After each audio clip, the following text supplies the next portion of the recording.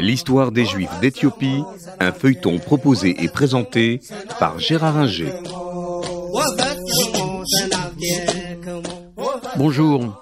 Nous avons vu lors du dernier épisode que les Juifs éthiopiens, qu'on appelle Falasha, et qui se nomment eux-mêmes Beta Israël, la maison d'Israël, vont être méconnus pendant longtemps et redécouverts au 19e et 20e siècle.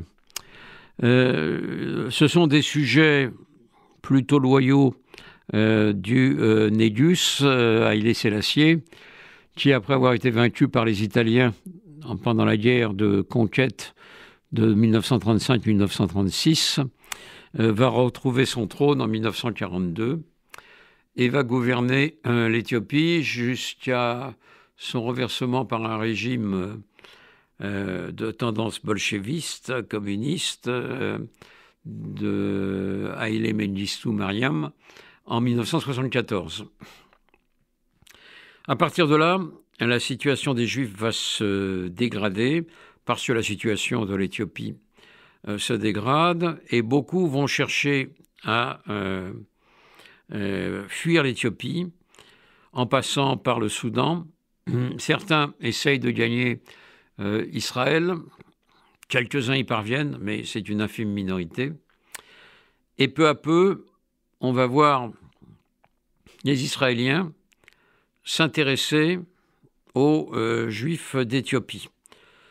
Le premier qui s'y intéresse vraiment, c'est Menachem Begin, qui est devenu Premier ministre en 1977, et qui va, malgré des réticences rabbiniques importantes, préparer des opérations avec les Américains pour accueillir en Israël les Falashas. Il va le faire en 1985. Ses successeurs vont le faire en 1985 avec l'opération Moïse, qui par un pont aérien avec l'Éthiopie va ramener en Israël, ou plutôt amener en Israël, beaucoup de Falashas.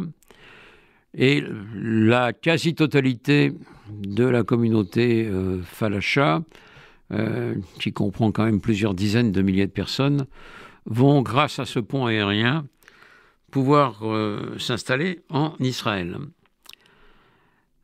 À partir des années 90, avec l'opération Salomon, ce ne sont plus les Falashas, mais ceux qu'on appelle les Falashmoura, qui sont des Juifs christianisés qui vont se rendre en Israël. Ils sont un peu moins nombreux que les Falashas, mais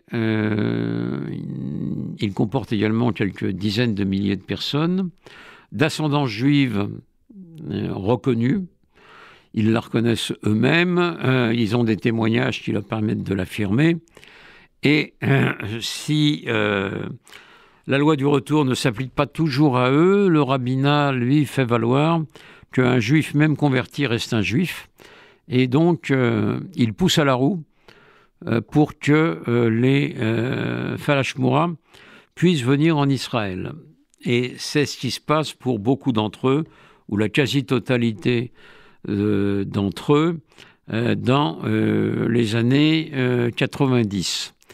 Ce qui fait qu'au début des années 2000, il n'y a pratiquement plus de Juifs en Éthiopie.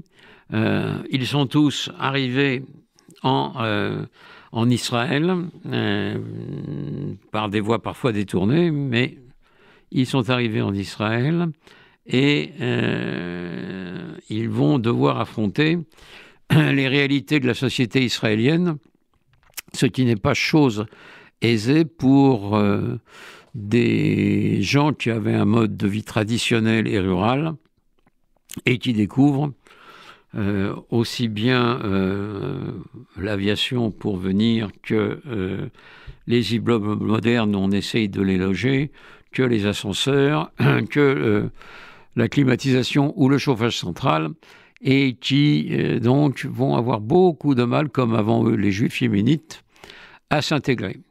Mais on va voir dans le prochain épisode que malgré tout, ils vont largement y parvenir. C'était l'histoire des Juifs d'Éthiopie, un feuilleton proposé et présenté par Gérard Inger.